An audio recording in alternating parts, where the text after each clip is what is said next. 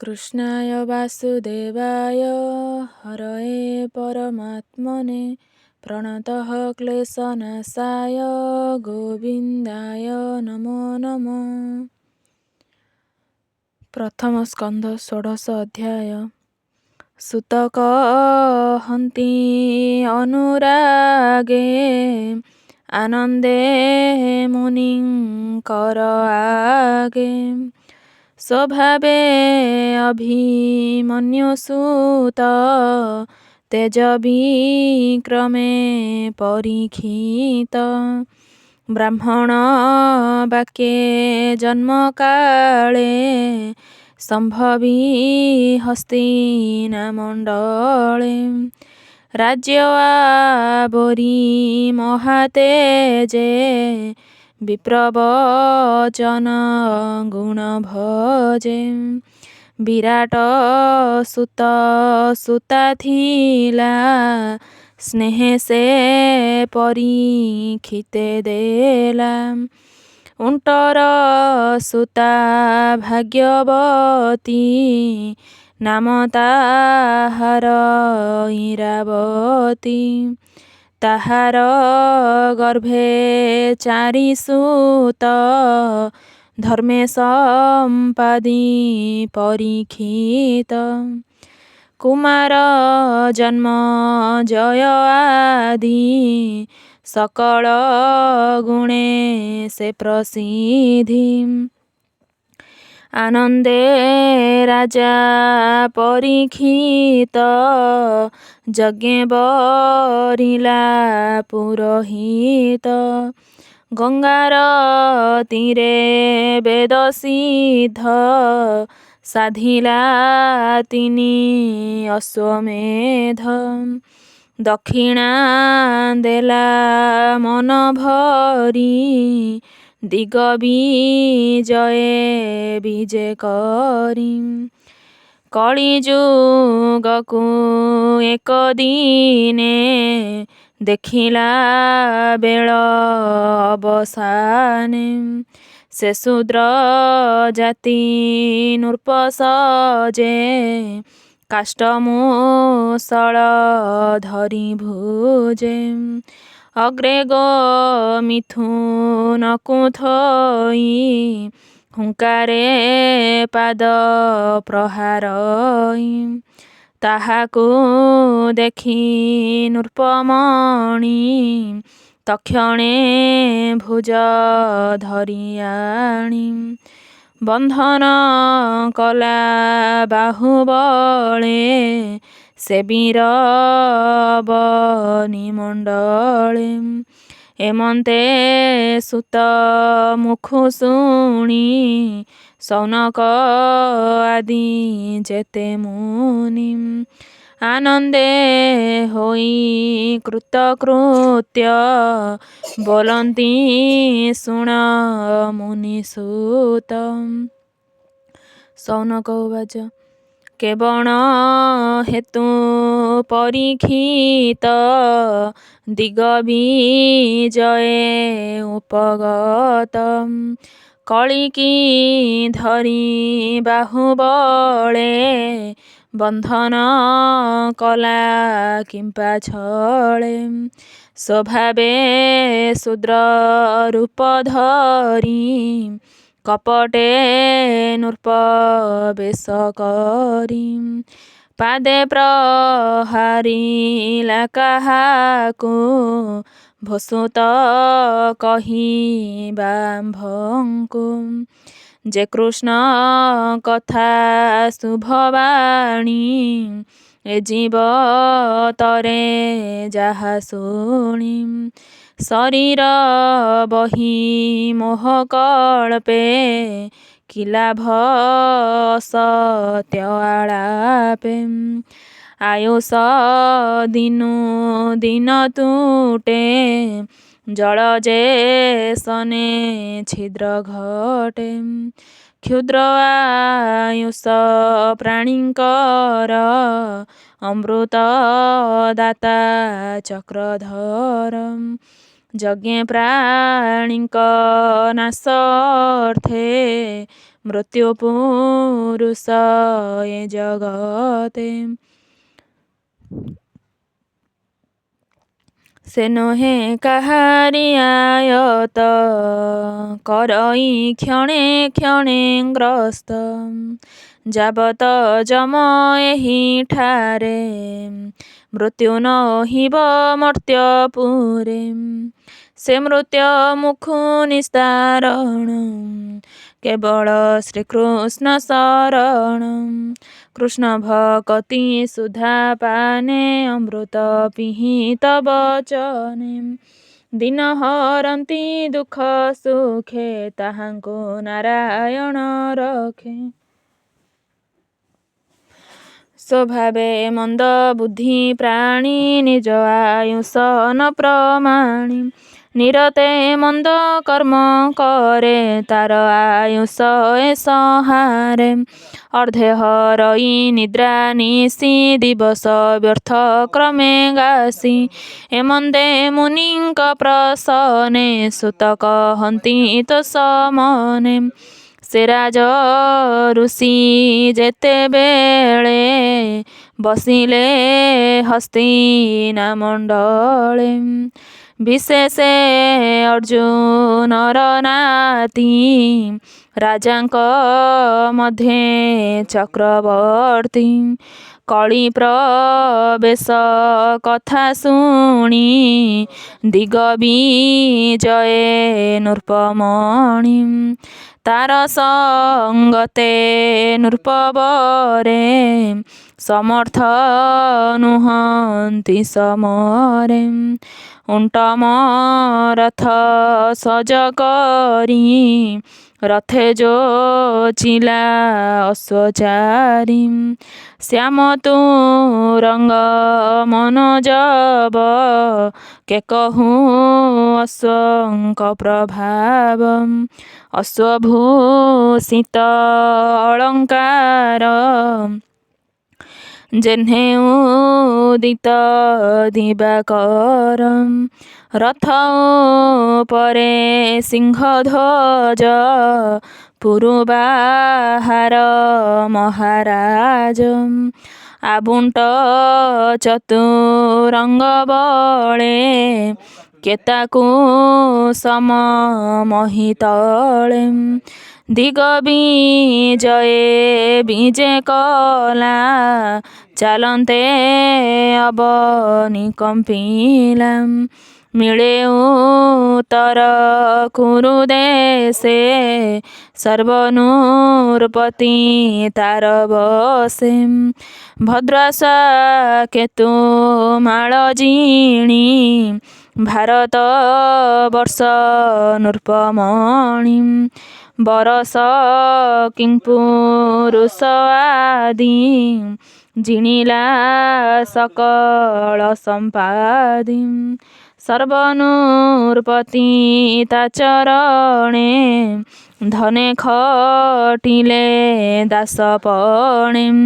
କେତେ ହେଁ ଲୋକ ତାର ଆଗେ କୃଷ୍ଣ ଚରିତ ନାନା ରଙ୍ଗେ। ଆତ୍ମାକୁ ରଖିଲେ ଯେ ମନ୍ତେ ଦ୍ରୋଣକୁ ମର ଶସ୍ତ୍ରଘାତେ। ବୃଷ୍ଣି ପାଣ୍ଡବ ବନ୍ଧୁପଣେ ଭକତି କୃଷ୍ଣର ଚରଣେ। ପୂର୍ବପୁରୁଷଙ୍କର ବାଣୀ ତୋଷ ତାହାଙ୍କ ମୁଖୁ ଶୁଣି। ସନ୍ତୋଷ ହେଲେ ନୃପମଣି ଉତ୍ତମ ଧନ ବସ୍ତ୍ର ଆଣି। ତାହାଙ୍କୁ ଦେଲେ ପୁରସ୍କାର ରତ୍ନ କଙ୍କଣ ମଣିହାର। ପାଣ୍ଡବ ତୁଲେ ଯେତେ ଭାବ ସଂସାରେ ସାଧିଲେ ମାଧବ। ରଣେ ସାରଥି ପଣେ ରଥେ ଜୀବନ ବାସ ଘୋର ପଥେ। ଦୁଃଖ ଧାରି ସଖା ପଣେ ହସ୍ତିନା ଗଲେ ଦୂତପଣେ। ଆସନ ଶୟନ ଭୋଜନେ ସ୍ମୃତି ବଚନେ ବନ୍ଧୁପଣେ। ଏ ଆଦି ଯେତେ କର୍ମ କରି ପାଣ୍ଡବ ସଙ୍ଗତେ ବିହରି। ସେ ଭାବ ଘେନି ଦୃଢ଼ ଚିତେ ଭଜିଲା କୃଷ୍ଣ ପାଦ ଗତେ। ପୂର୍ବପୁରୁଷଙ୍କର ଧର୍ମ ସାଧିଲା ଅନୁଦିନେ କର୍ମ। ସେ ପୁଣି ନିଜ କର୍ମ ବସେ ଲଭିଲା ଅଳପ ବୟସେ। ତାର ଆଶ୍ଚର୍ଯ୍ୟ କଥା ଯେତେ ଶୁଣ ସୌନକ ଶୁଦ୍ଧ ଚିତେ। ଧର୍ମ ଯେ ଏକ ପାଦ ବହି ଦିନେ ସେ ବୃଷ୍ୟ ରୂପ ହୋଇ। ଭୂମିକି ଦେଖି ଧେନୁ ରୂପେ ବିଶ୍ୱାସେ ମିଳିଲା ସମୀପେ। ସେ ଧେନୁ ଅତି ଦୁଃଖେ ଦୁଃଖୀ ଅଧବଦନେ ଅଶ୍ରୁମୁଖୀ। କାନ୍ଦଇ ତେଜହୀନ ହୋଇ ବତ୍ସ ବିହୁନେ ଜହ୍ନେ ଗାଇ। ତାର ବଦନ ଚାହିଁ ଧୀରେ ଧର୍ମ ପୁଛଇ ପ୍ରିୟ ଭରେ। ଭୋସ୍ବ ସୁନ୍ଦରୀ ସତ୍ୟ କହ ତୋର ବିଷୟ ମୋ ସନ୍ଦେହ। ତୋର ଶରୀରେ କିବା ବ୍ୟାଧି ଅନ୍ତର ବାହାରେ ଆଚ୍ଛାଦି। ବିରସ ବଦନ ତୋହର ଯେ ମୁଖ ସ୍ୱଭାବେ ସୁନ୍ଦର। କିବା ତନୟ ତୋର ମଲା ସ୍ୱାମୀ ବା ଦୂରେ ପ୍ରବାସିଲା। କିବା ତୋହର ମନ ବ୍ୟଥା କି ନଷ୍ଟ ଧନେ ତୋର ଚିନ୍ତା। ଏକଇ ପାଦ ଦେଖି ମୋତେ ଦୟା ବସିଲା ତୋର ଚିତେ। କିବା ଏ ଘୋର କଳିକାଳ ଶୂଦ୍ରେ ଭୁଞ୍ଜିବେ ତୋତେ ବଳେ। କିବା ଦେବଙ୍କ ପ୍ରୀତି ଛଳେ ଯଜ୍ଞ ନୋହିଲା ମହି ତଳେ। ତେଣୁ ବା ଇନ୍ଦ୍ର ନ ବର୍ଷିଲେ ଏଣୁ ବା ପ୍ରଜା ନାଶ ଗଲେ। କିବା ପୁରୁଷେ ନିଜ ନାରୀ ଉପେକ୍ଷି ପରଦାରା କରି। କିବା ବାଳକେ ପିତା ମାତା ଛାଡ଼ିବେ ତେଣୁ ତୋର ଚିନ୍ତା। କିବା ବ୍ରାହ୍ମଣେ ବେଦବାଣୀ ସାଧିବେ ହୀନ କୂଳେ ଆଣି। କି ହୀନ କ୍ଷତ୍ର ବନ୍ଧୁ ରାଜା କଳି ପୀଡ଼ିତ ଜନ ପ୍ରଜା। ନିଜ ଭୁବନ ଛାଡ଼ି ଜନେ ପଶିବେ ଦୁର୍ଗମ ବିପିନେ। ପ୍ରାଣୀ ନ ମଣି ସ୍ଥାନ ସ୍ଥାନ ଆସନ ଶୟନ ଭୋଜନ। କରିବେ ପର ପାକେ ମତି ପର ଯୁବତୀ ସଙ୍ଗେ ରତି। କିବା ତୋହର ଗୁରୁ ଭାର ଖଣ୍ଡିଲା କୃଷ୍ଣ ଅବତାର। ତାର ଚରଣ ତୋ ଉପର ଯେହ୍ନେ ଭୂଷିତ ଅଳଙ୍କାର। ତାର ଚରିତ ଗୁଣ ଲୀଳା କେବା ତୋ ମନ ସୁମରିଲା। ତାର ବିଯୋଗେ ତୋର ଚିତ ଚିନ୍ତା ସାଗରେ ମୋହଗତ। ଏ ଆଦି ଯେତେ ଚିନ୍ତା ଭାର କହ ତୋ ବିମନ ବେଭାର। ଦେବେ ପୂଜନ୍ତି ତୋତେ ଭଲେ ଏବେ ଅବଜ୍ଞା କିବା କଲେ। କାଳ ବା ତୋର ଶୁଭ ହରି ଏଣୁ ଦିଶିଲୁ ହତ ଶିରି। ଧର୍ମ ବୃଷଭ ବାକ୍ୟ ଶୁଣି ଧରଣୀ କହେ ମନେ ଗୁଣି। ଭବୃକ୍ଷ ଯେତେ ପ୍ରଶ୍ନ ତୋର ତୋତେ ନୋହେ ଅଗୋଚର। ତୋହର ଚତୁର ଚରଣ ପ୍ରାଣୀଙ୍କ ସୁଖର କାରଣ।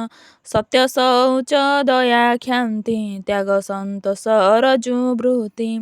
ତପ ସମତା ସମ ଦମ ତିତିକ୍ଷା ଇନ୍ଦ୍ରିୟ ସଂଯମ। ଜ୍ଞାନ ବୈରାଗ୍ୟ ଐଶ୍ୱର୍ଯ୍ୟ ସ୍ୱାତନ୍ତ୍ର୍ୟ ତେଜ ସ୍ମୃତି ଶୌର୍ଯ୍ୟ। ଧୈର୍ଯ୍ୟ କୌଶଳ ମୃଦୁ ଭାବ କାନ୍ତି ବାଗ୍ମିତା ସୁସ୍ୱଭାବ। ବିନୟ ସହ ଓଜ ବଳ ସ୍ତୈର୍ଯ୍ୟ ଗାମ୍ଭୀର୍ଯ୍ୟ ଏ ସକଳ। କୀର୍ତ୍ତିମାନ ଅନହଙ୍କାର ଏ ସର୍ବ ଯାହାର ଶରୀର। ଏ ଆଦି ଅନ୍ୟ ଧର୍ମ ଯେତେ କର୍ମ ସାଧନ ଏ ଜଗତେ। ମହତ ଜନ ଆଚରଣ ଆତ୍ମାର ପରମ କାରଣ।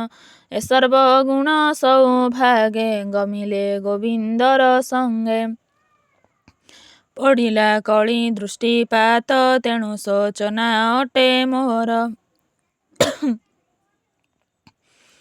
ସେ କୃଷ୍ଣ ବିରହେ କାତର ତେଣୁ ଶୋଚନା ମୋର ଚିଣ୍ଟ। ମୁଁ ଏବେ ଆତ୍ମା କୁସୁମରି ଏ ସର୍ବ ଗୁଣ ମନେ ଧରି। ତୋର ଚରଣ ଭଗ୍ନ ଦେଖି କାନ୍ଦଇ ଅତି ଦୁଃଖେ ଦୁଃଖୀ। ଦେବତା ଋଷି ପିତୃଗଣ ଯେ ବର୍ଣ୍ଣାଶ୍ରମ ଆଚରଣ। ଏ ସର୍ବଧର୍ମ ଗଲା ଦୂର ମୋତେ ଛାଡ଼ିଲେ ଚକ୍ରଧର। ବ୍ରହ୍ମାଦି ଦେବ ଦେବୀ ଯେତେ ନିଶ୍ଚଳେ ମୋହର ସହିତେ। ଯାର ଅପାଙ୍ଗ ମୋକ୍ଷ ସିରି ଲଭିବୁ ବୋଲି ଆସ କରି। କଠୋର ତପ ସାଧିବନେ ପ୍ରପନ୍ନ ଯାହାର ଚରଣେ। ସେ ଲକ୍ଷ୍ମୀ ତେଜୀ ପଦ୍ମବନ ଯାର ହୃଦୟେ ଲଭିସ୍ଥାନ। ସେ ସ୍ଥାନେ ନର ହେତା ମନ ଯାର ଚରଣେ ନିତ୍ୟ ଧ୍ୟାନ। କରି ବଞ୍ଚଇ ସର୍ବବେଳା ସେ ହରି ନିଜ ପୁରେ ଗଲା। ତାର ଚରଣ ଚିହ୍ନ ଯେତେ ଧ୍ୱଜ ଅଙ୍କୁଶ ମୋର ଗାତ୍ରେ। ସେବେ ସେ ଅଳଙ୍କୃତ ହୋଇ ଶୁଦ୍ଧ ସୁନ୍ଦର ବିରାଜଇ। ଯେଣୁ ଛାଡ଼ିଲେ ମୋତେ ହରି ତେଣୁ ଦିଶଇ ହତ ଶିରି। ଅସୁର ଐକ୍ୟହୀନ ଭାର ଉଶ୍ୱାସ କଲା ଯେ ମୋହର। ତୋତେ ସ୍ଥାପିଲେ ସଂସାରେ ଅଶେଷ ଜନ ଉପକାରେ। ଯାଦବ ବଂଶ ହିତକର ଅଶେଷ ଅନଙ୍ଗ ସୁନ୍ଦର। ଏ ତିନି ଲୋକ ମନ ମୋହେ ଶ୍ୟାମ ସୁନ୍ଦର ନିଜ ଦେହେ। ସେ ରୂପେ ହୋଇଲା ଅନ୍ତର ତେଣୁ ବିବର୍ଣ୍ଣ ରୂପ ମୋର। କଥନ ମନୋହର ସ୍ମିତେ ପ୍ରେମାବଲୋକ ବହୁମତେ। ଦ୍ୱାରକାପୁର ନାରୀଙ୍କର ଯେ ମାନ ହରେ ନିରନ୍ତର। ଯାର ଚରଣ ରେଣୁ ଲାଗି ତୃଣଛଳେ ମୁଁ ପୁଲକାଙ୍ଗି। ତାର ବିଯୋଗ କେବା ସହି ଏ ଜୀବ ଲୋକେ ଦେହ ବହି। ସୁତ କହନ୍ତି ଅବଧାନେ ବେହ ଶୁଣ ମୁନିଜନେ। ହେମନ୍ତେ କହୁ କହୁ ବାଣୀ ଧର୍ମର ସଙ୍ଗତେ ଧରଣୀ। ସେ ପରୀକ୍ଷିତ ଦଣ୍ଡଧାରୀ ଦିଗ ବିଜୟ କର୍ମ ସାରି। ଧର୍ମଧରଣୀ ସଙ୍ଗ ମେଳେ ମିଳିଲେ ସରସ୍ୱତୀ କୂଳେ। ବୋଲଇ ଦାସ ଜଗନ୍ନାଥ ଗୀତ ପ୍ରବନ୍ଧେ ଭାଗବତ। ଭବ ସିନ୍ଧୁ ତରଣେ ଭେଳା ଏଣେ ସୁଜନେ ହୁଅ ମେଳା। ଅମୃତ କୃଷ୍ଣର ଚରିତ ପ୍ରଥମ ସ୍କନ୍ଧେ ଭାଗବତ। ଅମୃତ ରସ କୃଷ୍ଣ ବାଣୀ ସୁଜନେ ତର ଏହା ଶୁଣି। ଇତି ଶ୍ରୀମଦ୍ଭାଗବତେ ମହାପୁରାଣେ ପାରମହଂସ୍ୟାଂ ସଂହିତାୟାଂ ପ୍ରଥମ ସ୍କନ୍ଧେ ପୃଥ୍ୱୀ ଧର୍ମ ସମ୍ବାଦେ ନାମ ଷୋଡ଼ଶ ଅଧ୍ୟାୟ।